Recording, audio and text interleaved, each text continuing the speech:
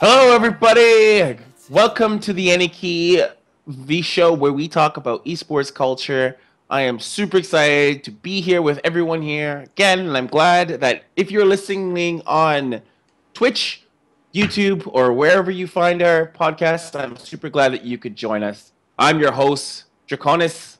I'm joined here with my co-host, not Tamir, but Chris, or Kiker DC. Hey, what's up? And the Sergeant Bear, Josh. How's it going, guys? Wait, boys, here we are. We're here on the Anarchy. Got an awesome setup. So, you know what, Chris? Why don't you tell us a little bit about yourself before we jump into the nuts and bolts of the Anarchy? Oh, crap. Great. I am an esports observer and dabbler of projects. Been around the esports scene in general since about 2004, 2005-ish. Counter-Strike, Battlefield, Call of Duty, Pedigree, and I blog occasionally at keekerdc.com. I just want to make a strong point, and I don't know if Chris even knows this, but he is actually one of my original inspirations for the Anarchy. No, I kid you not. Like, I used to read his blog like daily. I would send it to like my Insta paper and like read it on the train and all that stuff because like a lot of his stuff was always so challenging. And I'm gonna embarrass you because I'm gonna talk about and gush at you because your blog was always so challenging and it always sort of put people on point where it's like, why don't we think of it like this instead of just jumping in face forward to these things? A lot of looking at it from a different point of view was always something that got me interested in sort of esports from a general point of view with culture and format, especially format. I think one of my favorite pieces from you was not everyone can be the Olympics of esports. Yeah. Well, right on. Well, the circle's complete, I guess. Yes. Now the master. Yes. Excellent. But yeah. So he's going to be on here be our third host. And we got an awesome show lined up. Bear was super excited when we discussed the topics. Oh my god, I'm so excited for this week. I have input on everything. There's like one or two, like I have no comment, and I like have to make up, like pretend I care, but like no. Oh, the illusion is gone, folks. Goodbye, curtain. Oh, today's awesome, yeah. So let's get started, guys, automatically with Critical Update. The Critical Update's a section where we discuss what's going on with ESChamp and what's generally floating in the ether. So first up, for those of you who are Appleites, we are finally and officially, after tons of back and forth, on iTunes. So, yay! Yeah, that's it. Yeah, we're officially on iTunes. It was a big battle, but if some of you have requested that you would like the Anarchy in an audio format and you want to listen to it on the car, in the car, on the train, in the shower. I'm telling you, that shower viewer. You can now go. We'll include it to the description on the YouTube or in someone hopefully will post it in the chat, or we'll even tweet it. You will be able to now get the Anarchy through iTunes. You'll also be able to get it. Yeah, I know. People were like sending me congratulations. Podcast. I know. People were sending me congratulations, like I just given birth to the baby Jesus. They are like, congratulations on your iTunes. I was like, oh, thank you. Well, they don't know. It's really just submit a form, and it's like real, screening process. But you know what? It's maybe episode 21, but it's really episode 1. This is it's practically the beginning. But if you don't want to do iTunes and you're an Android person or any other platform, you can go to soundcloud.com/ESChamp, and you can actually physically download the episodes or listen to it directly from the SoundCloud app. The Android apps use the Apple directory to find podcasts. Wait, what? Yeah, like the podcast app I use searches the iTunes directory for podcasts. Oh yeah. I have like I also the have fact that it's on app. iTunes is actually a bigger deal than like just working on an iPhone. I know. Well, there's both. So yeah. I also use a podcast app. We'll also be casting. If you guys don't know, remember last week we discussed about the Dota 2 majors. Our casting team, Tamir, Sostragor D, and Akaboshi, so Streetlight Dota, will be casting the North American online qualifiers from Faceit on our channel. So just before the any key, actually no, they'll be done. So tomorrow, starting at 3 p.m. and then Thursday at 3 p.m. they'll be casting Dota 2, the Dota 2 majors. So you can check it here on ESChamp.com. If you're listening to this on like offline, don't disregard this, because by the time you listen to it, probably already be done. But that doesn't mean you shouldn't follow us on Twitch. Let's dive right into it. Oh, this is it. This is exciting. I'm gonna have to even roll up my sleeves because we got a bit to wade through. All right. Oh, all right. Let's do it. These show off all right. arms. the lack of sun. All right, boys. So here it is. So Vice posted a very fascinating article regarding the decline and not death, but the decline of StarCraft 2 from its throne. It's something I've talked about at length on a whole lot of different podcaster in comments on Reddit, but I don't think we've ever discussed it here on the show. So I thought it was a perfect opportunity to discuss what went wrong, why StarCraft, once the kingpin of esports long ago, now in a cool but sad like 8th or 9th in terms of esports viewership on Twitch or even esports as a whole. Let's get that discussion rolling. Chris, do you want to start it off? What's your thought? You want me to start it off? All right, you know what? You're the guest, and it's like one of those house rules things. Gosh. Yeah, this is a weird topic, and I did see this come across this Vice piece come across my Twitter feed earlier today, and I just really had a chance to skim it, and I was trying to dive through here a little bit before we went live. I think the piece as a whole speaks in general to I think the notion that it was never one particular thing in particular that led to StarCraft just like blowing up in a year's time and being the biggest thing in esports ever when in its heyday. And I don't think it was even really one particular thing at any given time that led to its decline. I think it's like a confluence of things that, and I know this is kind of a BS answer, but at different points along the timeline came to bear, especially in its decline. I think it's a number of factors, but if I were to point to one thing in particular, I think it would have to be laid at the feet of Blizzard and what they did and did not do with the WCS and the format. I think especially there was a critical juncture right when they were basically going to move to take a larger role in general in the structure of that tournament and how that format plays out, that I think they made a number of key missteps there that just kind of took all the wind out of the sails of the game, and I'm not really sure it ever recovered after that point. I forget when exactly that was. Maybe you can help me out, but in terms of its decline, I think that's kind of the X factor to me. Fair. You're one of our resident StarCraft lovers. Tell us thoughts. Resident StarCraft lovers. I mean, okay, my two things are, one, it didn't appeal to the masses. And that's like, is that StarCraft 2 though? Is that StarCraft like... 2. StarCraft 2. I mean, okay, look at any current professional in esports right now, and I guarantee you 80-90% of them will tell you, I played Brood War, I played Wings of Liberty, maybe. You're talking about like the StarCraft 2 professionals currently? No. Dota, League of Legends, anything. Like really? That's a high big percentage. Game. Anyone who wanted to play competitively was playing StarCraft at some point. Like, it was there, and like that's kind of where it got its initial claim to fame. And I think there's this huge barrier to entry, and there's no step below the 1v1 for people to like get into the game and feel it out, see how they like it, get comfortable, cuddle up to it a little bit before those cuddles before you get to third base or whatever the kids are calling it these days. So like StarCraft and chill. Yeah, StarCraft and chill. So Like, I think that there was just this large barrier to entry that made it very difficult for people to commit. And then once people were committed, they found that it was like the void. Like, it was just empty.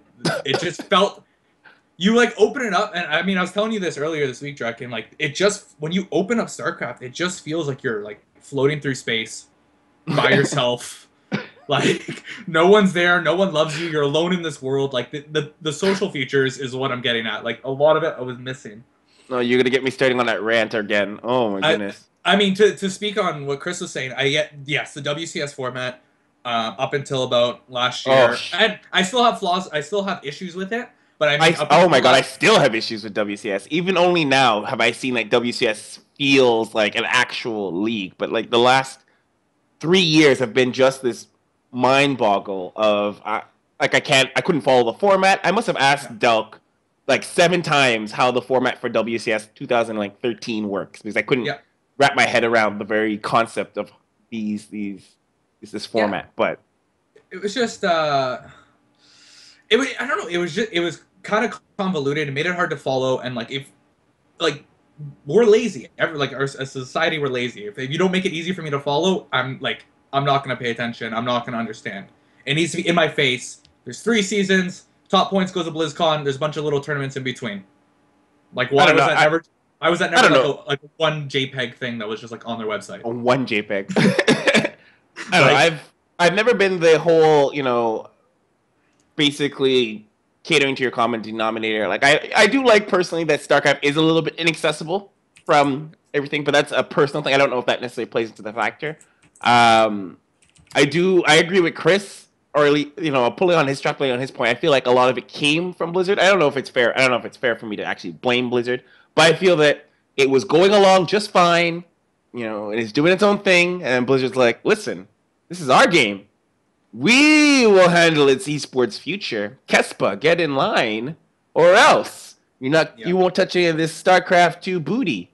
And I feel that Kespa, there was obviously that dispute where Kespa Kespa's like, listen. We nurtured StarCraft, and you abandoned us, and we built it. So this is our thing. And Blizzard's like, listen. That isn't. We could have come back 1,000 years, and it'd still be our IP, and that's what we're doing. So, you know what? If you don't want to get in line, Gom, you will now handle StarCraft 2. So I feel like that whole shenanigans, had the whole disruption with Kespa, because Kespa didn't get into StarCraft 2 for a bit. Like, Gom ran, obviously, GSL. Mind you, GSL was still awesome. I thought at the time, GSL was still a pretty amazing league, I think, to watch. But I don't know. I felt that a lot of Blizzard's mishandling of WCS and balancing Korea with the rest of the world was one of those things that sort of declined it from a macro level. A lot of the Josh, I think you're. That was part of it. You're dying. Am I lagging? Am I good? Yeah. You need your new laptop, dude. That Kingston internet. Oh, goodness. Go run and get it. Am I good? Yeah. You're good. I think so. I think so too. I know. It's that issues where a lot of issues were addressed. They're just like, oh no, we know what's best for this game. We know what we're doing. Trust us. Like, we'll do it. Is he still dying for anybody else? Is yeah, it just he me? is. Oh, okay. And then they're just like slowly like, oh, yeah. Rip. Yeah, so organizers can do whatever they want now. Oh, he's still going. We'll have social features. Oh, we'll add this patch. Like, oh, we'll get rid of swarm hosts. Yep. I don't know. Josh, your internet's lagging a little bit, but we'll still continue. I think we get what he's. I think we get kind of what he's saying. Yeah, I think I grasp what he was saying. Pick it up here for a second until he can get his net whip back in order. I think if we want to talk about the initial spike in interest and its meteoric rise, I really think we can point to the fact that it was the first kind of new edition of a game to come out for some time that was like esports ready out of the box and was very watchable in its original state. I mean, and very visually comprehensible, even if you don't really know everything that's going on underneath the hood. You can still see, without knowing anything about the game, this giant army is going to smash that small army. This guy has 3 bases. That guy has 2 bases. Guy with 3 bases is probably doing a little better. You know, just those basic things, and then the explosive visuals that came out of battles large and small. I have to completely agree with that. It's a very viscerally gripping game, and I think that led to so many people that were laymen to esports in the entire, you know, this entire corner of human endeavor. Excuse me, before StarCraft. It was very easy for them to get a foothold into what was going on and become interested to a really big degree right off the bat, right? So completely agree. And I think that, you know, I know a lot of this article points to being that accessibility. It was very difficult to sort of showcase that it's hard to sort of visualize or see it, that a MOBA is more digestible visually for the viewer. But I felt StarCraft was, you know, physically or something that an audience member could watch StarCraft and get that grasp of the level of, even not even like the deepest of level of complexity, but you could get the idea that this guy has an army, this guy has an army, and these guys are going to meet together, and one army is going to come out on top and the other army will not. And I feel like that very basic premise was consumable, was easy. But I have to go back to what Bear was saying, that I feel that, you know, I think there's a level of where StarCraft's actual player base stagnated, and possibly from the accessibility, possibly from the loneliness, you know, and I don't know. I've always been the one that I feel that StarCraft as a game, as an esport, has always had more viewers than actual players. Like, you know, you'll look at League of Legends and you're like, X amount of millions of people playing League of Legends worldwide, and Dota 2 the same. But StarCraft is like, you know, maybe 200,000, 300,000 people playing at this any given time. And, you know, I have to actually point out a really interesting comment that was brought up by my friend Alpha Ferg in the chat, that, you know, hey, Ferg. I love Ferg. Ferg hearts you on the stream. StarCraft could have been accessible, but it was never built. It was never built to be. Blizzard's handling began very beginning of StarCraft 2 and continues to this day. 12 years of mistakes and mishandling. You know, and that's an interesting point. A part of it comes that Blizzard may at some point have decided that they weren't interested in making it more accessible. They were like, listen, we got Overwatch and Heroes in the, you know, maybe Overwatch was a glimpse at the time, but, you know, Heroes of the Storm in their purview, and they're like, we'll just make something new, completely brand new.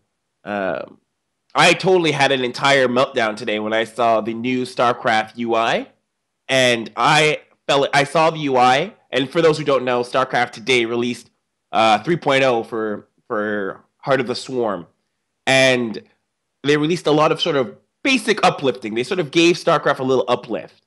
And I have been ranting about it, partially on Twitter, partially in real life, about how angry it's made me to see this UI, because this UI is actually gorgeous. I think this is a really great update, and it's a fantastic update, but it's like 3 years too late. We're at the end life cycle of this game, and now they want to put the UI together because Legacy of the Void is coming, and they want my money. They clearly want my money. They want me to pre-order. And now they want to, you know, let me play with my friends and all these things. And none of these were groundbreaking. A lot of these things seem like Battle.net 1.0 stuff that they just brought back. It was just one of these things that I personally was just like, oh, goodness, I can't even. So you think it's beyond the point of no return? Like, I think there's nothing they can do to... Because, I mean, that seems to be the general consensus among people that have stuck around and still shoulder some interest in the game. But I mean, is that really the case? Is there nothing Blizzard can or anybody can do to like, personally, bring out the shock paddles? And I will put this. I say this to everybody. StarCraft is like my personal esport. It's the one I watch the most, the one I participate in the most, the one I play. But I don't see it making that comeback. It'll always be a nice, tepid, warm level of viewership, warm level of play, and I think that I think the RTS genre itself needs a makeover. Like, StarCraft is probably the best first person. I mean RTS, but RTS as a whole, I think are in a weird place in terms of whether it's the model or how people play or how people come about it. I feel like RTS is in this really low end, and it's going to take a revamp of RTS as a whole before we see anything come for StarCraft. Bear, you're back, I think. Nope, no volume. Rip the volume. You might be muted. So while Bear is figuring out why he has no volume, I think we'll have to move on without him because I don't want to spend too much time on this. We won't spend too much time on this. Oh, here we go. I'm back. There we go. All right. Were you muted? I'm back. Yes, I heard everything you guys said. Comment on what Chris was saying was I think it gave itself a bad name, and it's kind of like it kind of tarnished the name now. I don't see it like growing. I don't see it like getting to the point of where I guess some of the bigger esports are right about now. But exactly what Drek said. I think it's gonna stabilize. It's gonna plateau. There's gonna be a small spike of legacy. It's gonna drop a bit and then just plateau to Heart of the Storm levels and just stabilize there. I mean, as long as they're gonna be backing WCS still and still have it at BlizzCon, I don't see it going anywhere. Sure. I think they're gonna phase it out. I think they really do. I think they're gonna they think they slowly phase out WCS, hoping you're not paying attention. And then when Overwatch launches, they'll slowly phase it out, and then hope that no one's paying attention. And this one day they'll be like, oh, no WCS this year. Well, they put themselves in a weird position by doing the stupid expansion thing. Like when it first released, what, seven years ago, it kind of made sense. That was still like a thing you could do. But now where games are this free-to-play model with DLC, and that's how you get your content, as opposed to the expansion. So they're essentially saying, all right, this is the end of the game. Like, this is the last chapter. Like, they're telling you that it's the end. I don't know. Oh, they told you. They're like, we're done now. Like, we got Overwatch coming up. It's time for us to go. Here you go. We did what we said we were going to do. Come play Overwatch. Well, and a lot of people in the chat are mentioning that free-to-play is probably and trust me, there will be no one thing that saves StarCraft, but I think free-to-play, and I said it time and time again, make the multiplayer free, pay for the campaign. And I would still pay for the campaign. Like, I can't tell you. I would if you told me that the multiplayer is free, but you just cough up $40 for this Legacy of the Void campaign, still would buy it. Wouldn't even think twice. Right? So, I don't know. It's one of those things that's just like, and before we just jump off this topic, I have to say one thing that still irks me. I don't know if everyone's ever looked in StarCraft, but there's still those skins and like icons that are locked. Like Blizzard forgot. Like, oh, we were gonna have skins in this game, but we changed our mind. So anyway, stuff like that really irks me about decisions and design decisions and monetizing decisions that are just left to the wayside with StarCraft. All right. Lesson for them. Yep. Oh, well, they've made it. That's why they made Heroes of the Storm. Oh, yeah. Them Heroes bunnies. And anyways, moving on. So, next topic. This was an interesting video. Not really an article, but it was about what's stopping the fighting game community's growth into esports. Or, sorry, the fighting games community's growth in general, right? For those who don't really understand or know, FGC is the fighting game community, and that encompasses majority of the console fighting games. Street Fighter 4, I guess it's Ultimate Street Fighter 4 now, Killer Instincts, Blaze Blue, Mortal Kombat. You get the idea. But a lot of those games, and then Smash Brothers is in that category, I guess reluctantly to some. So the question that sort of brought this up or prompted the article, which I believe was published by the Daily Dot, if I recall, was the fighting game community as a whole is still, Smash Brothers is growing in numbers and some prize money in Smash is growing, but it's still in a very far cry from the rest of esports. Players in fighting games still are not making that much in terms of prize money. If I looked at esports earnings last, I think the very closest player is like 126th or something before a fighting game player shows up in the earnings, in total earnings, and that's obviously not including sponsorship or anything like that. But this is generally prize pool. That I can't, don't quote me on that number, but it's definitely very very low. So I put it to everyone's ears and thoughts, and let's discuss why the fighting game community may not be where they need to be, or maybe where they should be. I will throw it to Bear since Chris started last time. Bear, thoughts? Honestly, I watched that video and I was thinking, I was like, why is this like, as if I look at it objectively, I've never played any fighting game competitively or to compete. I don't understand why they're not a bigger thing. They're fun to watch. They're fun to play. They're like, and it has all the elements there. And I mean, a lot of players were speaking to the fact that it's on console, not on PC, and that makes it I think harder that's. for By the people way, to get. I think that's a weak excuse. I just want to interject. I think that's like a really, really weak excuse. But sorry, continue. And that no, and then now, then when I think about it, I think about like why have I never played a fighting game? That's probably because it hasn't been advertised, it hasn't been marketed properly I don't know about that. to a Like, person who's willing to compete. Fighting games themselves, like, have always sort of been around back in the arcade days, and like, personally, I first got my starts in when I was organizing tournaments. It was for the fighting game, so I've been organizing fighting game tournaments originally, and then I did eventually leave for PC because I was like, there's no money in this at all. So, it's not even like grassroots level money. You're like, no, there's absolutely none. But Chris, your thoughts?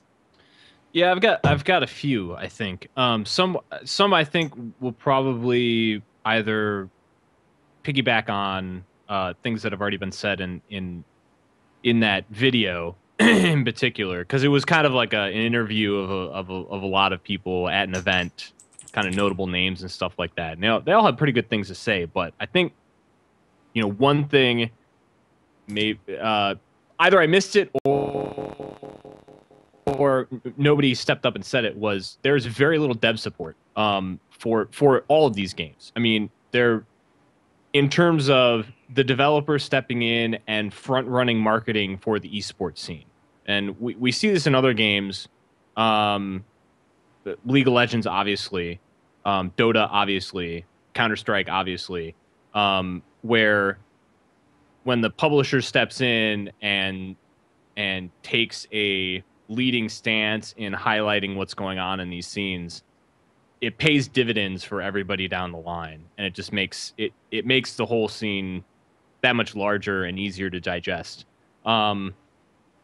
But besides that, I think probably the biggest factor is that the optimal and probably the only kind of setting with reasonable fidelity to play these games in is in a face-to-face setting. You can play some of the most recent generation titles on consoles over the internet with other people, but just the way these games work mechanically and just the split-second accuracy that you have to have with a lot of moves and counters and how you play them, it doesn't translate well if you even have 50 milliseconds of ping, let alone 100 milliseconds of ping or 150.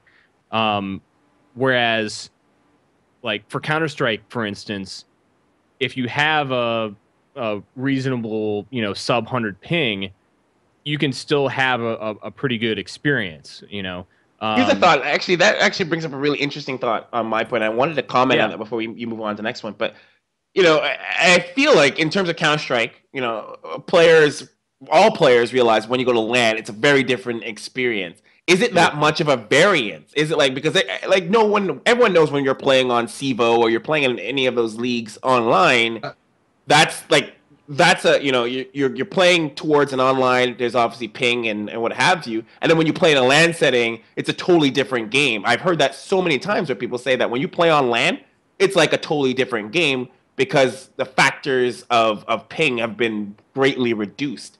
Is the online factor, are we looking at lack of dedicated servers on the console side? Is that what we're missing? Lack of I understand that the fact of how a lot of the input delays happen from online, but we have that delays to a level in terms of PC in a degree. No, at least for first person. Yes, that, But like also think about because they're predominantly played offline, you might be able to beat your brother, your sister, your neighbors, every kid at your school, and you end up thinking you're a lot better than you are, and then you end up going to a tournament and you just get absolutely demolished because you don't have a method to play the highest level of competition. But That's here's the also thing. a huge factor in it. Fighting games have something that the rest of the esports don't have, and it's regionalization. Like fighting games have it. Fighting games out of every like no esport really currently right now have regionals where you beat the guy in your city first, then you beat the guy in your nation next, and then you beat the guy in your country, and then the world. Like and that's how that's how they evolve in fighting games. Like right now, we all have to fight against like the Michael Phelps, like in the online tournaments, right? This is a thing because of globalization of esports. While fighting games is you don't go to Evo right away. You beat some guy at your local tournament, right? And then you say I'm the best in my region. Then you go to a major, and you win, lose, place well, and then you go to Evo, and that's the progression. So fighting games have that grassroots regionalization that I think personally I think esports needs, but I don't see that happening anytime soon because everyone's globalizing. Like there's no way to go. Like that's kind of like an older method. That's like an older style way to do things. I don't think so. I think that's the right way. I like that. I know. I agree with you. I like that. I like being like, oh, I'm the best in Toronto. Now I'm the best in Ontario. Now I'm the best in Canada. Like I like that. Like that sense I of think like that's super important for like growth. Be the best of something. Yes, but like that just fundamentally does not work with like the topics at hand. Like it's just it's well, you think way of doing things. I think it's kind of like a blessing and a curse for the fighting game community, that sense of physical groundedness, because I think without it, I mean I look at the fighting game scene community as a whole, and it is far more cohesive, you know, dollars for donuts than most other scenes out there, just in terms of regional cohesion and identity and the sort of knock-on effects that brings. At the same time, I feel like it's held them back in ways, and also there hasn't been an impetus or anybody with the vision to really capitalize on that dynamic to the maximum extent. Because like you can go to local tournaments, you can go to your local hall and play against people in your neighborhood or your city or whatever, and maybe you go a couple hours out of town and you attend a bigger tournament on a Thursday night or something, right? And you take that progression, but that's all really all of that progression is completely informal. There's no like there's no way to trace really somebody's progression, and also there's nothing building this kind of. I mean, there are the landmark like a structure, events like a structure around that. Like there are these landmark events that we can point to throughout the year that'd be like, oh, you know, it's Evo this week, it's going to be super friggin' huge. But between that, there's just nothing. Unless you're really paying attention to it and you're seeking it out and you're actively. So you're talking about from like a viewer's perspective? You mean like someone who's like from an outsider? I'm an outsider from the game community. We're talking about why this isn't yeah, right? Absolutely. And I think that's a big part, is like there's nobody saying, you know, it's kind of analogous to what Dota 2 has been dealing with, where like there's this huge one landmark event once a year, and then there's just basically nothing unless you're super paying attention to it.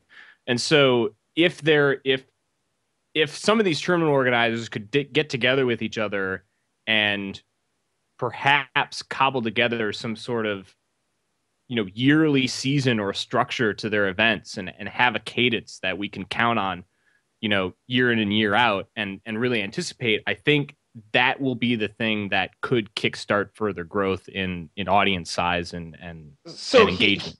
Here, I'm going to actually bring up an interesting point, and this is I'm gonna you have to brace yourself. I'm actually going to give Capcom praise in this regard. I know if anyone's ever followed any of my rants, I actually usually hate on Capcom a lot, but this time, we were talking about developer support, and I think that falls really much into the line right now with Nintendo. Nintendo is probably the last of the fighting game developers to kind of embrace esports, but Capcom, I feel, has been doing probably, in my eyes, some of the best jobs of supporting their scene than any publisher that I've actually come across. And to give some actual background, Capcom has the Capcom Pro Tour, where they go to organizers, like they themselves are like, look, you guys organize the tournaments all year round, and we'll assign points, and we'll highlight it on our channel. We'll pull out, we'll showcase it on Capcom's Facebook, and then we'll have the Capcom Cup at the end of the year, and this will drive, players who play at X tournament, X major will gain points, and the total points go to whoever gets to play at Capcom Cup at the end of the year. One big tournament. So like BlizzCon, but open, as opposed to the current BlizzCon moments like, you know what, if we like you, maybe we'll give you some WCS points. Or if you have this much money, maybe some WCS points. So, but is that standardized? Like BlizzCon has a set of rules where any tournament can apply, provided absolutely. But at the same time, WCS runs on top of other tournaments. Capcom doesn't run any tournaments outside of the Capcom Cup. It's just the Capcom Cup, and the entire community organizes the rest of the circuit, and they give them a circuit around it. Like, yes, they're standardized. Of course, you can't just anybody. That wasn't my question. Sorry. No. Okay, so like when DreamHack's hosting a tournament, they have to say, "Hey, Blizzard, we're hosting DreamHack. We're expecting this many players. We're gonna qualify from here. These people qualify from here. We're gonna have this many open spots, and then based off that, they get assigned a number of points that they're allowed to give out. Like, absolutely. The event organizer has to apply to give out WCS points. Absolutely, it's not an open system. It's not like anybody can just open. That's what I'm asking. So is Capcom going out and like reaching out saying, "Hey, you're running this tournament. We're gonna throw points at you." It's a developer reaching out to the organizers. It's both. It's partly because before Capcom came and embraced their community was already doing events. They were already running large majors. So it's like Capcom basically said, "All right, the community's already doing it. Why not disrupt it? Don't disrupt what they're doing. Just give it structure, right? Just structuralize it. Give it, say that you can't be swearing on the stream and you can't be saying these things, and it's one of these things where that's how it comes down to. I think actually someone brought a really interesting point. Remember, prize pool isn't a relative metric. It's either game quality or stability. So actually I was going to bring up prize pool, and prize pool being low. And I think, someone can stop me if I'm wrong. This comes to a part that I think that console games as a whole have a very limited amount of sponsors that they can rely on from a financial point of view. And I feel that kind of really damages, I don't say damages, but reduces the amount of prize pool an organizer can reach out for. Because, a lot of these tournaments are fueled by entry as opposed to exposure, right? So I don't know if anyone's thought on that. It kind of blows my mind because the whole thing about having a regional oriented scene is that you don't have to shoot for the moon and get national sponsors to like those aren't the only fish that you're trying to fry. So you like saying regional sponsors? Yeah, I mean, look, the thing that I always go, why did he just say GGG? Anyway, oh, his internet, his internet. He had to tap out because of his internet. Kingston is awful. What's that? Oh, he's just dying. Yeah. The analogy that I always go back to is like minor league ball. Like minor league baseball. And you look at the sponsorship model for minor league baseball, and it's not national and international brands. Like, okay, maybe you have Coke, but like 80% of them are going to be like the regional bank that has 20 branches around your town. or or like around your state, or the Ace Hardware down the street. The thing is if and it's kind of, I don't know if it's just bleed over from esports in general, because it was one of the reasons why I said earlier, like, the rest of esports should be kind of jealous about the structure in the fighting game community, because they have these opportunities, because they have these regional enclaves that could very well look to local businesses and be like, hey, can you toss us $500? We're having this event. We'll plaster your stuff all over the place. And it will speak to people who are there. And whereas in the rest of esports, the community and the audience are typically just strictly national and all over the place. And you can't, like, there's no sense in mom and pop's hardware shop on Main Street advertising to 2,000 people spread around the world on Twitch. Like, that doesn't make any sense, right? So I don't know. I don't know if that. No, I actually have to know it. I think that's a really awesome point. And I think right now that's what a lot of fighting game tournaments do. I've noticed some fighting game tournaments like reach out to the local Denny's and have like Denny's as a sponsor, and then obviously you go to Denny's after the event to eat like food, right? Spend like more fucking money at Denny's, right? That's right. So I've seen those happen, and they've become pretty staples in the histories of those tournaments, where the Denny's comes to expect that around this time of year, this tournament will happen, and they're gonna get an upcrease in business, because this tournament's like, listen, the Denny's is sponsoring us. Go eat dinner at Denny's, which I think is legit. I just don't know if anybody really knows how to capitalize on those kind of opportunities, to be honest. Like, I don't know. Part of it is, I think that in esports, as a whole, and fighting game community, is a lot of us are younger people, and sometimes business sense isn't that common, I think, at lower levels of age. So, part of it might be that, in my mind. Part of it might be, I feel like there's just a level of originally, in my original mind, there was professionalism that was a huge sticking point, but I feel that's kind of changed now as moving forward. I always remember the big sort of sexual harassment scandal of 2012 or whatever it was. Yeah, everybody does. Yeah. So, but the fighting game, I think, community has come a long way. So I don't think that's actually hindering it anymore. But no. I definitely find that a lot of the things with sponsorship, prize money, because prize money is a marketing thing. Like, say what you will, but prize money is a marketing tool for many regards, as it is also, a method of paying out players. But for most organizers, it's, hey, we have this much money, that's why you should pay attention to our tournament. While fighting game community, it's more like pride and prestige matters to the value of the tournament. How many people are going to attend, who will attend, who's going to be a part of this tournament will make a difference. So let's jump into the next topic so that we don't run out of time. Let's do it. No, this one's a funny one.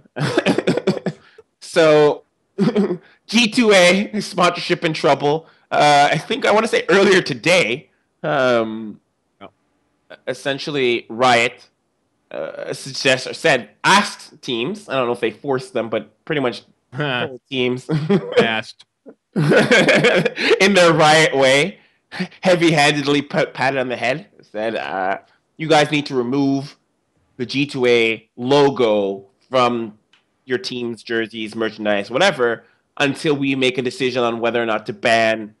I don't know if they're banning all sponsorship or just G2A sponsorship. I feel like it's just G2A sponsorship, what they're doing. G2A sponsorship, mainly because I guess G2A recently, or has always, promoted ELO leveling and account selling and things that go directly against their terms of service.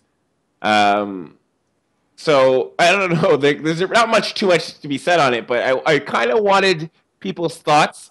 There's two things I wanted to get out of this before we jump into Debaitable. What are people's thoughts on just these gray market sponsors in esports? And I say gray market because I definitely saw some tweets from high-profile people about money being missing from their G2A sponsorship. Anyways, thoughts on that versus sort of Riot's abilities to be like, listen, this is our platform. You can't be on it. Take your toys and go home. So, Chris, start us off. Well, I think Riot, given their structure and what they have at stake, absolutely has a mandate to do this. It doesn't make any sense for them to be putting on their own streams, on their own productions, shots of players wearing jerseys with the G2A logo when that company in particular is completely obliterating their terms of service. I mean, I think this is one instance where it's relatively cut and dry. Riot does speak softly and carry a big stick. I guess that image. They're not afraid to just pummel things that they don't like. It's very situational, I think. Excuse me, when it's appropriate for them to be, taking the totalitarian stances that they take and not. I think this is one where they're clearly in the right. I don't see any problem with it. I think in the past they've been very heavy-handed with delicate things that really didn't need such a hatchet job. But I'm struggling to find like a specific instance, but I think those instances in the past where it's appeared that Riot has overstepped its bounds in getting into the business of teams and players to a far greater degree than the community as a whole feels like they should have. I think that kind of colors everybody's perception anytime Riot makes a move into reaching into the operation. Absolutely. And they go, "Whoa, this is just Riot being Riot again." It's super easy to do that, man. And but in this particular case, I think it's 100% warranted. Like the G2A has been riding a line ever since they came into prominence on the scene with regards to just sponsoring everybody in sight. I don't know how they afford it. And also like those margins though. Right. And sometimes they come through, sometimes they don't. It depends on if it was just kind of a handshake deal over Skype or not, or if you actually had something signed. And these kids don't really know what they're getting into a lot of times. So I don't think that G2A really needs like a scarlet letter and needs to be sent packing out of eSports and get the hell out. But in this specific case, I don't think they have a leg to stand on. Josh, thoughts? I love these Riot stories. I love the way they handle their business. I love the way they protect their brand. Like, okay, let's put it this way. I don't have a dog in the race or whatever the hell the saying is. Like, I don't care what they do. Like, League of Legends could fade out tomorrow. It wouldn't matter to me. But I love it.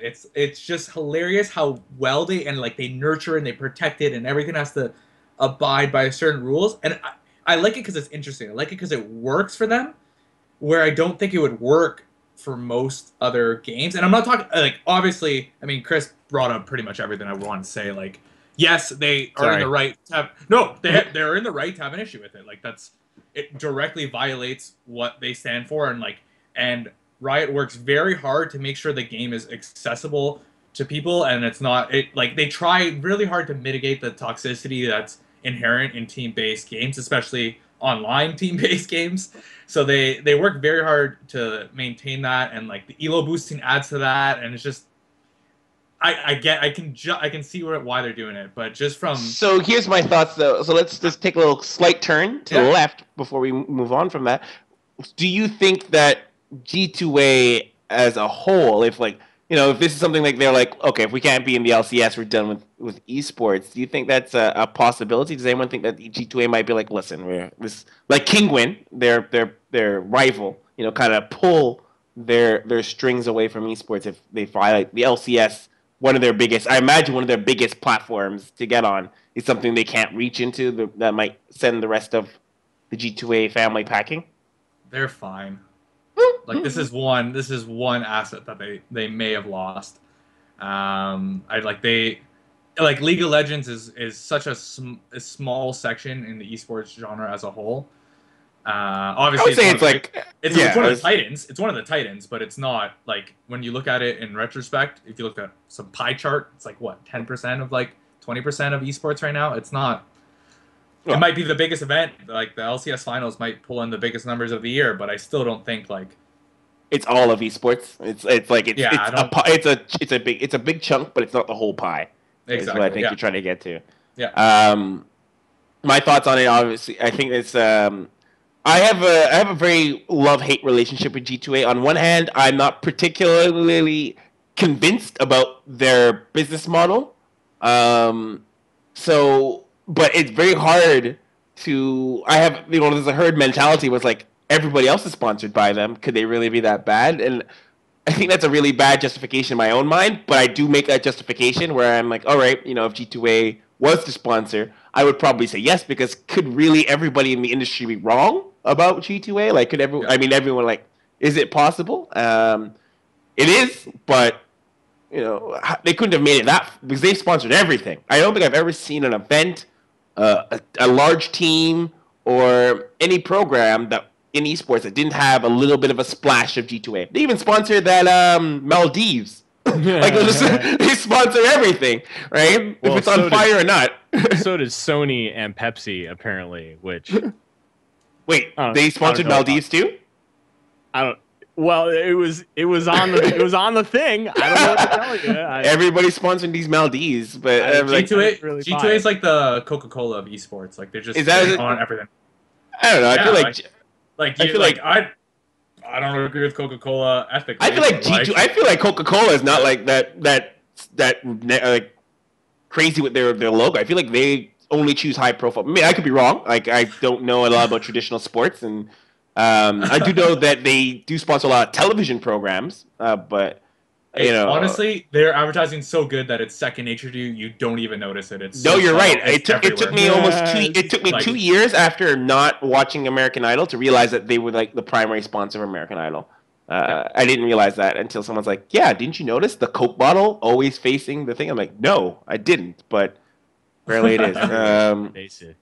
I think if there's a one parallel situation that we could draw with this situation in particular, I think more to illuminate the points that we've been making than not is the fracas that ensued when MLG was posturing towards limiting the amount of or even the presence of sponsorship logos anywhere on. I remember that on the main stage. Remember this?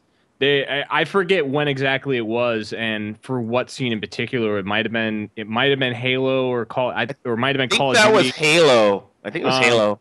But it was a big effing deal, and the thing is like, and I just wanted to bring it up to illuminate the division between those two situations, because like MLG had a much weaker dog in the fight. They were like, well, if we take a sponsor and it conflicts with the sponsor that's on your shirt, and then you're on our stream with our sponsor's competitor's logo on your back the whole time, like, how is that going to pan out? And it's like, I guess, but like the whole thing is these teams they got to pay their airfare somehow. They got to pay their accommodations somehow. You're not giving everybody a prize. They got to make their cash back somehow. So, it's kind of like the only thing that they have to make any money back while they're on their stage, right? So, I think it's a lot different in terms of Riot, because they own the whole package. It's their IP that's being run. It's their production. They're also paying these teams too. And they're paying the teams, and they're flying them places, and they're putting them up, and it's the dynamic is a lot different. I think Riot brings far much more to the table in this situation than MLG brought to the table in that situation. So anyway, that's it's so funny. That's such an. I remember that too when MLG's like, "Listen, you guys are gonna have to like take off your You can't have your teams. And I remember that it was kids just freaked right out. And I think for good reason. They lost their minds. Like they're basically saying like we can't have any sponsors because like that's why they're here. Like MLG says we can't have any sponsors. So yeah, you just gotta make it here on your own. So let's jump into our headliner part of the show. This is definitely a part I loved a lot from last time. This is Debaitable. So we're going straight into Debaitable. Debaitable is a section of the show where I play your moderator, and my two hosts take either one side or the other. Hopefully not the same side, or we won't have much of a debate. I guess we could have figured it out before, but it doesn't really matter. Yeah, we probably should have chatted about that. Oh well, we'll feel for it, and we'll have a bit of fun. Don't worry, Bear is always polar opposite of what most people think anyway, so it's probably for the best. I always rely on Bear. It's just you and I like fundamentally disagree on everything. Like okay, then there we go. It's true, actually. So the topic for this discussion is a players' union really what esports needs? And to give the audience at home a little bit of a preference, very recently, I'm pretty much sure it was this week, an esports union, and I put air quotes around that, popped up suggesting or saying that they have particular demands. I'm guessing this is in response to a lot of organizers' treatments of players and organizations. They've sent out a letter, or their representative or somebody sent out a letter to all the major organizers in the world, telling them that they now have stipulations and demands for organizers before these teams, and these are high-profile teams. You have your Virtus Pros and your, I believe, who else is in that? Cloud9, I think, is in there, and a lot of the other major teams. Before they will attend these tournaments, the tournaments need to meet these demands of this union. So my thought, and there's a couple of people who've taken the opportunity where said this is exactly what the industry needs to push it forward. This is where we need to go for organizers to get their game in line. Some people are like unions are bad business and this can't be very healthy. Let's we probably should have talked about it, but let's find out where you guys land, and then we'll kind of massage it into making a good debate. Start us off, Chris. Oh, Bear should probably go first. Oh, Bear, yes, please. No, Bear, you're done. You're done. Bear, tell me your feelings. Go. Honestly, I can see why it works, but I don't think it'll work. I really, really don't think this is what we need right now. Why? I think the community is what scrutinizes the organizers, and that's how they're punished for running bad events. But I think that there's too many issues, and it makes it too hard to just get events to fire and to run and to get these high-profile teams to participate in events. Thoughts, Chris? Okay, I think there's some space here. Mm-hmm. So I think there's a couple things going on here. One is that this is a teams union, quote unquote, rather than a players union necessarily. And I think it's a key distinction because these mandates aren't really coming out of organizing amongst the players themselves. It's more the management staff and the ownership of what are commonly called sponsors or teams within the Counter-Strike scene all got together and were like, okay, here's the bare minimum that you need to give us if we're going to show up. If I'm gonna even bother sending my 5 guys to your tournament. And I suppose it's fine, but at the same time, it's not what that's not the function of a union, is to put together a list of demands and hand it to the venue that you're about to show up at. That's that's what prima donna rockers do You know, I need a case of Fiji water and a bowl of all green M&Ms, or I'm walking. I'm out of here. Like, that's what this came off to me as, was like, we're not getting a large enough piece of the pie, we feel. Or we just feel stretched to the point that, you know, we don't have any breaks. We're going to tournaments 3, if not 4 weeks a month. Perhaps if we set this bar, it'll give us an excuse in retrospect, kind of, to be like, well, we said, and you didn't meet it, so sorry, we're not showing up. Sorry, your tournament's over because we're not showing up, basically. And I just want to hold on before you go over on that, Chris. I wanted to give people just a little bit of background. So the teams that you might recognize in this is TSM, Virtus Pro, Titan, Fnatic, Team Liquid, C9, CLG, and NIP. A lot of it obviously seems very CS:GO heavy. Sorry, can you just verify that that's like all their teams? That would like be all the, well, these are all the teams that are specifically no. So listed. like for Team Liquid, that would be their StarCraft, their CS. Oh no, that I'm going to guess this is actually specifically linked to CS:GO, and then Dota 2. So there are actual there's actually thresholds here from both of them. Right now, to give everyone and anybody who's before we carry on with the discussion and debate, that the minimum right now teams will decline online only events that do not have LAN finals. Minimum prize pool has been required as 30,000 for events over 4 days and 10,000 for events under 10 days for a U.S. team to participate. International teams probably need a lot more because they just are just that much more better. CS:GO teams set the minimum prize pool at 75,000 or higher. Oh, so this is international. I mean, this is for the more of the Europeans and the other side. And Dota 2 teams are asking for 100,000 in prize pool before they participate. So why is this needed? Like, you just don't show up. If it's not good enough for you, just don't show up. Oh, and you must have travel support. They must have travel support, 3 hotel rooms for 6 people. So okay, and but you have to cover the transportation between the hotel and the venue. Okay, so what you're saying is they're saying this is the bar we're setting. Yes. And now everyone has to abide by this bar, as opposed to it's expensive for a team, so Cloud9's only going to come if you pay for our hotels for the weekend.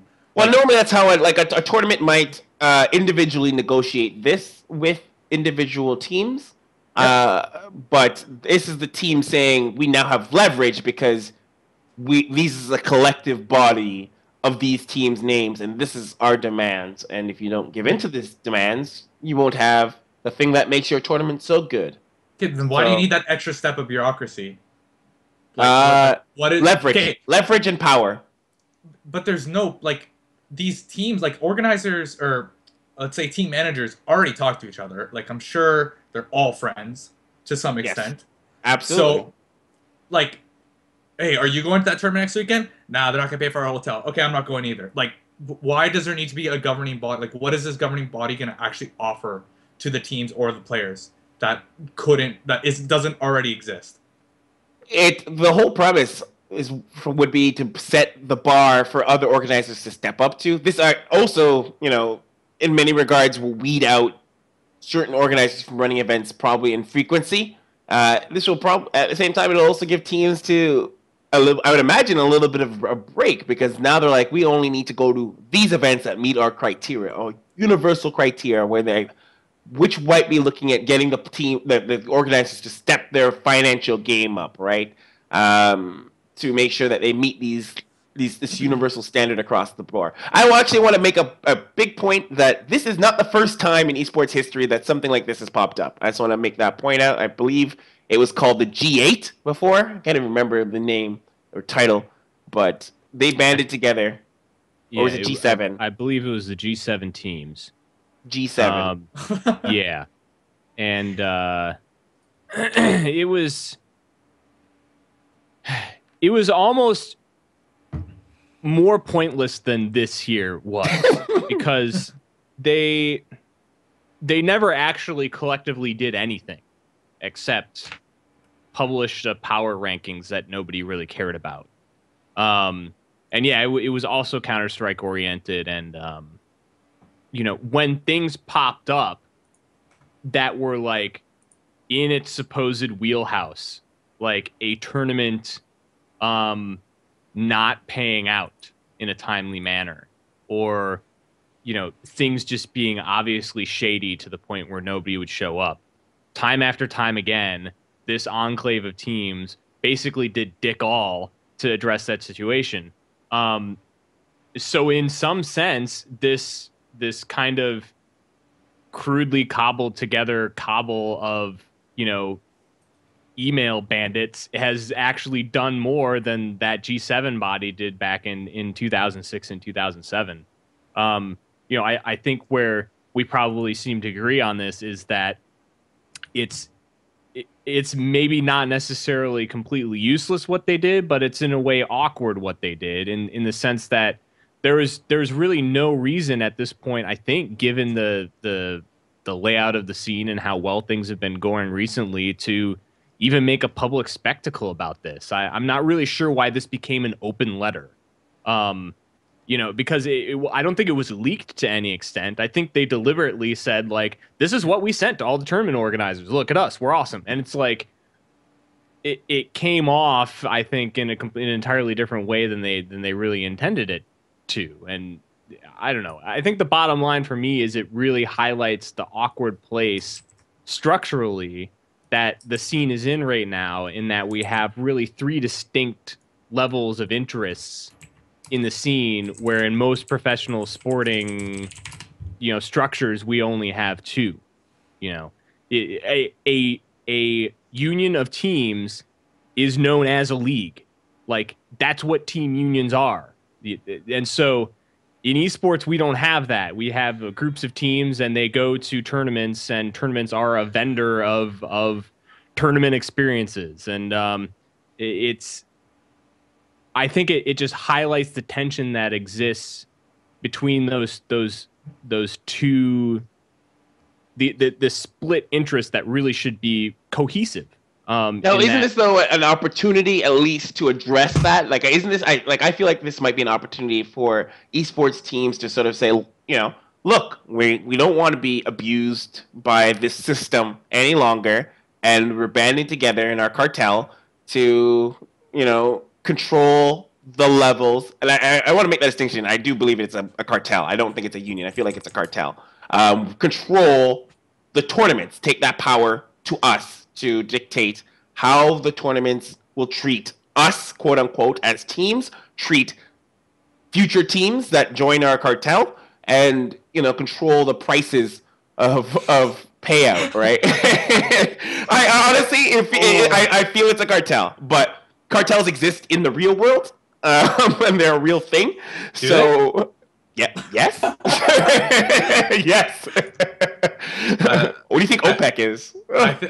I honestly, I like what you said is why I fundamentally disagree with this. I like that it's just like, here rip recommendations. I don't like, if you don't give me enough table space at your tournament, our team isn't going to come if you can't confirm that. But I like, these look like guidelines. If there's someone, and that's what it is, though. It is a bit of an art guidelines, right? If someone's monetizing off this, or like this is some like you said, like some cartel, it's like, oh, you're not in a part of us, like you don't get to use our rules and stuff like that, and then they end up treating other teams poorly because they're not part of this stupid union thing.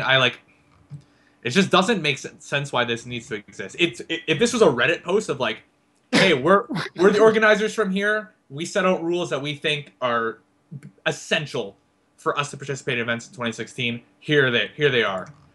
You know what? This looks more like just like a marketing ploy. It's a business ploy, right? And cartels are very much from business, where it's a level of change, or, you know, banding together as a whole to set the prices of supply and demand. You take umbrage with the optics of it and not the meat of it, like that. Yeah. That they have put this out as like, we formed this union, and that's more the issue than necessarily what the list of guidelines that they put out. Well, like no one's gonna disagree that players shouldn't be treated like appropriately at events. Like they shouldn't be strained. They shouldn't be uncomfortable. Like I don't know about private washrooms. I was gonna point that out, by the way. No.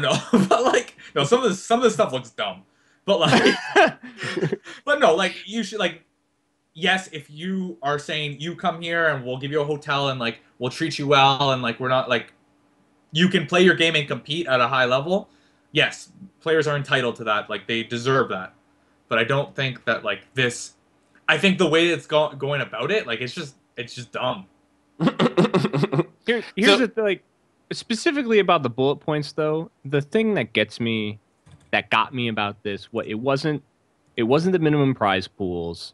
It wasn't anything about the sort of the kind of nitty-gritty details about event conditions. It was that organizers must cover flights and accommodations. And here's the thing. What's your damn purpose then? What are you there to provide?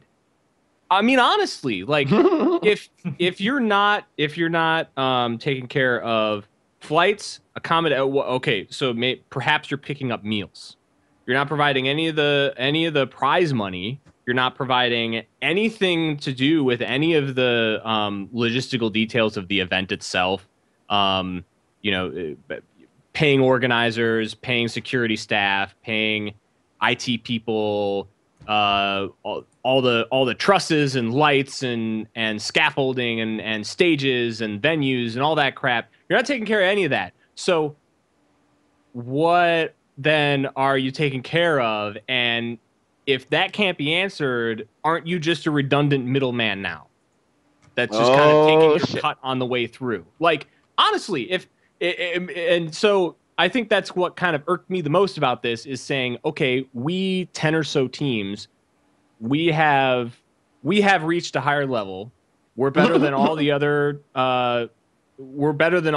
team organizations out there. And now it's time to get ours. So we are going to, we're going to get all the sponsors we can. We're going to take a cut of stream money. All the prizes that's for the kids. But, we're done paying for hotels and flights. We're done. We've done it for years. We're done. That's what this felt like. It's so funny. I actually can't even comment because that's such a good point. It's just like one of those things where you're like, what is a team good for then? Because the distinction was, you made the distinction very clear. This is a team union and not a players union. Like from what I read, a lot of the players had no clue that these things were being made on their behalf, right? Yeah. So you would assume. And as an organizer, I have had to deal with teams where some of them are like, okay, we'll pay for it, and some of them are like, listen, you know who we are, you know who I am, you already know that we're your headliner, so maybe you should shell out for a hotel, right? And I've had that conversation before. It's uncomfortable, but it's like as an organizer, depending obviously on your level of organizer, being a smaller organizer, they make those demands, and you're like, oh, well, I guess I got to pay for your hotel and your flight, right? So I think if that's what they want, then like you as an organizer, you just have to evaluate if that's within your budget. If you think you're going to make more money by having them there than what it's going to cost to get them there. Well, here's the thing now. What I don't like though is that they're setting the bar, which now weeds out everyone below there. Well, that was the plan. That's the thing though. That to remove the amount of events that occur in any given sort of calendar cycle, you need a sort of threshold. And by creating that threshold, you remove the strain on their teams and their players to have to travel to these events all the time. So, it makes it a little bit unprofitable for an event. So it's a way of taking power. It's a power play, and it places pressure, and it removes and weeds out the middle events. So there's large events and there are small events, and no middle events, because the middle events are the ones that hover around that have to pay for some teams and don't pay for others. Those events are negated by placing this bar, and it takes back the team power in a sense that it says, listen, we actually it's not even about the money. It's like we don't want to travel that much anymore. We're tired of traveling and putting the strain on all our teams. We only want to travel when it's worth it. And this is when it's worth it. This is when we say it's worth it. And if it's not here, then there's nothing down here. Because what a lot of organizers will do is they'll get some key players, key teams, and they'll pay for all their shit. They're like, we'll pay for your flight, we'll pay for your hotel. And when you get those guys, the other teams have to be like, well, if they're playing in it, I guess I got to be here, right? Because I kind of want to play against Virtus Pro or C9. And they come to you and you're like, listen, you got to find your way here. Virtus Pro and C9 are coming. You got to figure it out, right? So they're kind of eliminating that bargaining tool. They remove that out of the organizer's toolbox, and now it's only the top or the bottom, right? So which negates and kills a lot of, I think, free market team, organizations or free market tournaments in terms of building. That was the key word. Removes the free market. Removes it. And you don't get to see what works because a lot the industry's still young where we're only going to figure out through trial and error what works and doesn't work. I mean, there's been some shady organizers who've come out and done some shady things, but the Maldives. Yeah. Not to say the Maldives are shady, just call it a dumpster fire. I think there's a couple of kind of circumstantial things I think need to be tossed on this conversation, and one is the looming Turner League that basically shit next year. Turner Broadcasting has already telegraphed their intentions of running over the course of the year 20 weeks worth of play. And depending on kind of the article you pull up, there's blitz and blurbs and stuff strewn about, and you really have to really read a lot of disparate quotes to get a full picture of what they're planning. But seems like it's not going to be one of these things where they get all the teams in one spot for 2 weeks and record the whole shindig so that they can broadcast it over 10 weeks. It really seems like they're intending on bringing the whole lot of teams that they intend to have in this Counter-Strike League in one place for 10 weeks, and that they're going to be recording and broadcasting concurrently along as the season progresses. Which is that's a standard. That's a typical sort of television production schedule, right? That's what television does. Oh, sure. So, I mean, I think it's interesting. It's most interesting from the standpoint that that's practically half the year for whatever top tier teams decide to sign on for this. It's going to be kind of 2 seasons of 10 weeks, maybe one in the spring and one in the fall. Those are large chunks of time where they're not going to be able to just hop on a plane to whereversville, Europe, and play a tournament for a week. They're accounted for.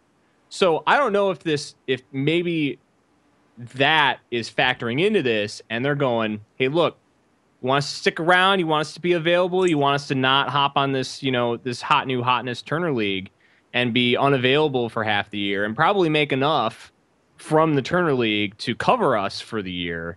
Then you guys need to start ponying up, or else we're not going to be available at all for you. I think that might be part of it. And on that note, I think we will actually transition to the end of this segment. I think that's a fantastic point. So let's sort of wrap up our show. Great points, everybody. This is the point where we go into final thoughts. And we just do a little bit of a roundup on everyone's final thoughts on the topics we discussed today before signing off. So, Bear, final thoughts on the decline of StarCraft 2. It sucks. I'll still be playing. I'll still be playing the game until the ship sinks, and we'll just see where it goes. Chris, final thoughts on the end of StarCraft 2? R.I.P. brother. See you at StarCraft 3. My final thoughts: I still love the game. I too will watch it until it dies. I still have my favorite players, but don't think it's gonna go. Legacy of the Void is gonna be the hero we need. All right. Final thoughts, Bear, on what's stopping the FGC from growing to esports levels. I think we brought up a lot of good points of what's actually preventing it from growing. I just as an observer, I would like to see it grow. I would like to like maybe dabble into it and play it and have like a reason to or some motive to. So I want to see it grow, and I think there's just a few things that just need to be fixed before it'll be at a level of some of the other, like some MOBAs and stuff like that. Final thoughts, Chris, on FGC? Get some structure, guys. A web page with a schedule is not structure. A progression from tournament to tournament is. And, you know, gigantic brackets might be cool, but at the same time, it's making a hell of a lot harder to get a good picture as to what's happening from week to week to week in that scene. So get together. My final thoughts, I think the FGC has all the elements of like the perfect esports storm, accessible, easy to watch, and they also have regionals. But I find that one of the biggest weakness, I think, is the sponsorship and financial support from whether that be publisher or external companies. I find that is lacking, and maybe one of the key reasons where they can't rise a little bit higher. Did you just say the word accessible? I know, I hate that word too. Oh my god. I know that buzzword. I feel a little bit dirty just thinking about it. Final thoughts, G2A sponsorship in trouble, Chris? Man, G2A, you got to get straight, guys. You got to get straight. Sorry. Them's the breaks, I guess. Them's the breaks. Final thoughts, G2A, Josh? I'm just sitting back and watching the show, and it's hilarious. From where I'm sitting, it's hilarious. I'm just watching it. My final thoughts in G2A. Wouldn't necessarily buy a CDQ from you, but hopefully you figure it out with Riot. Either way, I don't see G2A specifically going anywhere. But what I am interested in seeing is what will happen to these payouts I see buzzing around on Twitter from the larger organizations on their money. I'm very fascinated to see how that will play out. A bit of a final thoughts on our debatable topic of players' unions. Chris. Teams organizing are a league. So I think that the only way to resolve this tension between tournament organizers and teams is going to be a consolidation. The thing that is desperately needed and has been desperately needed for years and years and years is a legit players' union. And someone needs to sack up and do it. Oh, sack up. Josh, final thoughts on players' union. Is it needed? No, I don't think a players' union is needed at all. I think this is anti-competitive, and that's what I don't like about it. I think the ideas behind it are nice, they're cute, but I don't think that this is the way to go about it. Did you actually see that too? Like, that's cute. You silly. You formed a union. Here you go. That's cute. You're all grown up now. I'll put a final thought on towards the pros, I guess, for this concept of a players' union. I think that a players' union does put a little bit of regulations against organizers, weeds out organizers that would put up a sort of an increased pressure on teams to have to participate in their leagues, and removes one of the playing chips from their toolkit, further giving breathing room for his teams to be able to participate in the events that they want to, as opposed to feeling, I guess, obligated. So, guys, that is our show. Let's do a bit of a shout out to Chris. Tell them where they can find you. Gosh, right now, just on Twitter at KeekerDC. My pet project, MM1FM, is set for relaunch towards the end of the year here. Ooh, here we go. So, Josh, tell us where they can find you. The best place to find me is on Twitter at the Sergeant Bear. Yeah. Follow him on Instagram too, and Snapchat. Oh, you know, if you find me on if you find me on Twitter, my Instagram's there. Follow me on Instagram. Like, that's where I interact most. That's where I follow Josh, and his Instagram is far more interesting than his Twitter, so you should probably follow him there. His Snapchat is actually the most interesting, if you can find it. I'm getting in the habit of like tweeting the stuff I put on Instagram. But if you do follow me on Instagram, my Snapchat's the same thing, and I also just snap stupid shit I do all day. My favorite part is you playing Magic the Gathering in the morning. Oh, they're playing in the library or playing in class. Look where I'm playing Magic today. The RNG. Yeah. And I just want to apologize for the internet issues I had earlier through the show. Yeah. What internet issues? Nobody knew. You can follow me at Draconis. That's pretty much on Instagram and Twitter. Same. And if you follow me on Facebook, which is actually where I have a lot of my discussions of articles. If you follow me on Facebook, it's facebook.com/DrakenPones. That's POWNZ. And you'll find out I post a lot of articles about what we talk about here on the show, also what I find on Reddit, and mostly about the same kind of topics. Really, I love your Facebook. You know what? It's become a forum. It's become a forum for people to discuss esports. So I love it, and I love the discussions that you have. Like, honestly, your Facebook's awesome. That's why I decided to promote it, because a lot of people have been following me on Facebook to just like argue about the topics that we post. What you said about Canadian esports this week just made me laugh. Oh my gosh, I got some messages about it too, because I trashed the esports bars that have decided they were going to open up in Canada. They all made huge announcements of like esports bars opening up in Toronto now, which prompted 4 other people to say they're opening up esports bars, and that was 6 months ago, and nobody has opened. It's Canada, and I obviously am very passionate about Canadian esports, so I'll tweet a lot and post a lot about Canadian esports and our dismal infrastructure. You're critical because you care, so like absolutely, and that's what I think people flock to my Facebook specifically to do. It's become a forum for these kind of things. So, like I said, guys, follow me on Facebook. It is actually like 99% about esports. No baby pictures or any of that nonsense. Follow us there, but be sure to follow us here on ESChamp on Twitter, ESChamp, Facebook, Twitter. I said that twice. So YouTube. Instagram, but actually Instagram is ESChamp because ESChamp stole our thing and he doesn't post anything. Makes me super angry. So follow us all there, and make sure you follow us on iTunes and SoundCloud. Woo! All those places. No, that's it. Yeah, everywhere. So guys, we're everywhere. We try to spread a little bit. Spread where we can, like a virus or something. Probably not appropriate for the show. So guys, schmear. So guys, once again, thank you for the Any Key. Join us next Tuesday, 6 p.m. Eastern Standard Time. Until the next time, keep looking for the Any Key.